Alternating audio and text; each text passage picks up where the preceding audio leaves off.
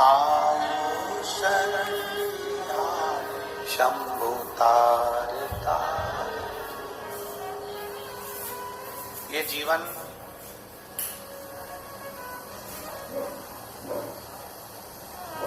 मानव का देह, मानव का शरीर,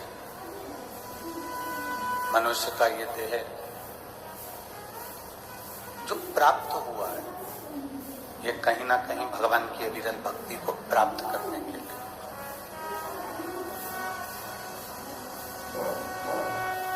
बार बार जन्म लेना, बार बार मृत्यु होना, फिर जन्म लेना, फिर मृत्यु होना, ये तो चलता है।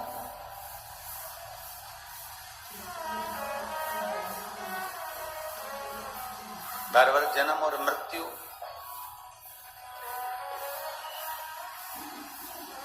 बार बार जन्म और मृत्यु का क्रम तो चलता रहा, पर उस जन्म और मृत्यु के प्रपंच से हम निकल जाएं, उस जन्म और मृत्यु के जाल से हम बाहर निकल जाएं और भगवान की अविरल भक्ति हमारे भीतर प्रवेश कर जाए। ये 5 दिन की जो कथा है, ये पंचम इंद्रियों को हम भगवान शिव तक छोड़ दें।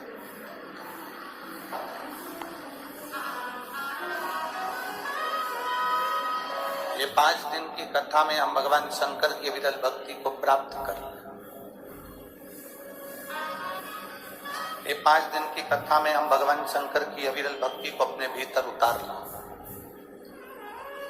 वो प्रयास हम करें।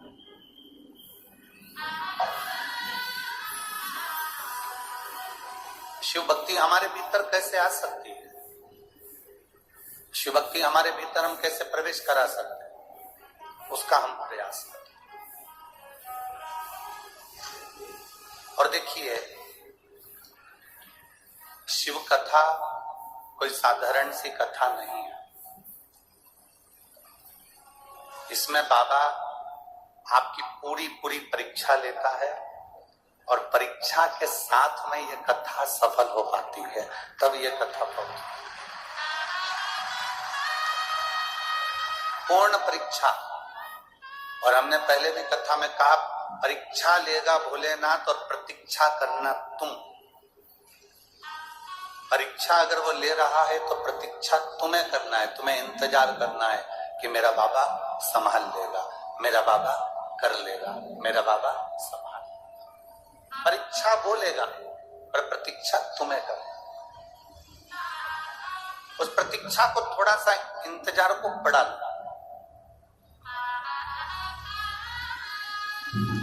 और मैंने तेरे ही भरोसे बाबा, तेरे ही भरोसे हवा बिच उड़ती जावागी, बाबा डोर हत्तो छड़ीना मैं कटी जावागी, बोले मैं तेरी शंभो मैं तेरी। अपने विश्वास को दृढ़ बनाना है आपको, अपने भरोसे को दृढ़ बनाना है।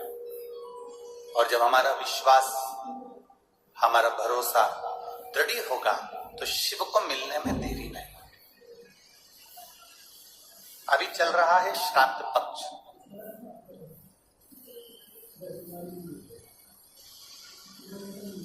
श्राद्ध का मतलब है श्रद्धा।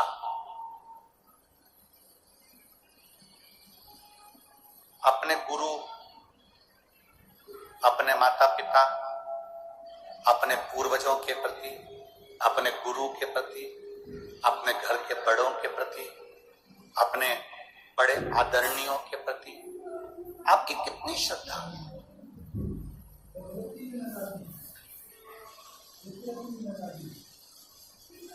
दुनिया के लोग कहते हैं कि अगर हम पितरों का स्मरण ना करें तो हमारे पितर रुष्ट हो जाते हैं। हम अपने पितरों का भजन ना करें तो हमारे पितर रुष्ट हो जाते हैं। पर शिव महापुराण की कथा कहती है, कोई ने कहा कि नपुन मत काटना, पितृ रुष्ट हो जाएंगे। कोई ने कहा महिलाएं ज्यादा श्रृंगार मत करना, पितृ रुष्ट हो जाएंगे।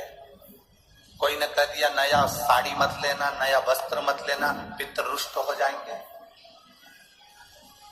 पहले आप और हम समझें कि पितृपक्ष का मतलब क्या होता है। आस्था चैनल के माध्यम से जितने मेरे श्रोता भाई बहन इस वनवासी क्षेत्र से, छत्तीसगढ़ की इस परम भूमि से, धमतरी जिले से, राम पतवन गमन की इस भूमि से अगर आप कथा का रसपान करने के लिए बैठे हो और आस्था चैनल के माध्यम से सुन रहे हो, चाहे इस छोटे से गांव में, बहुत छोटा सा गांव, बहुत छोटा सा, शायद धमतरी जिले के लोगों को भी आश्चर्य हो रहा होगा कि इस छोटे से गांव में कथा कैसे हो गई। ये सोचने वाला, पूरे धमतरी जिला वालों को, पूरे रायपुर जिला वालों को, पूरे दुर्ग वालों को, पूरे भिलाई वालों को और पूरे क्षेत्र वालों को ये सोचने में आ रहा होगा कि इतने छोटे से क्षेत्र में गुरुजी ने कथा दे कैसे, इतने छोटे से क्षेत्र।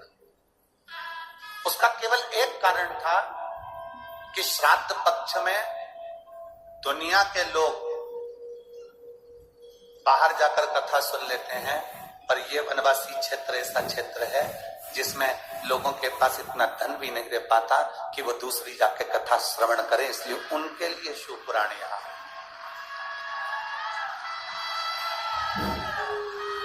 ये कथा उनके लिए आई है जो अपने गांव से बाहर निकलना, जिन्होंने कभी ट्रेन का साधन नहीं देखा, जिन्होंने कभी कोई बड़े शहर में जाने से भी भय लगता है, ये कथा उनके लिए आई है।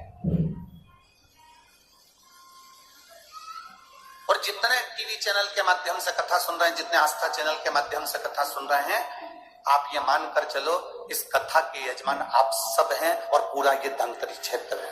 केवल एक यजमान नहीं, इसके आप सब यजमान। इसलिए भाव से, दिल से कथा का तत्व ग्रहण करें। पितृपक्ष को हम समझें।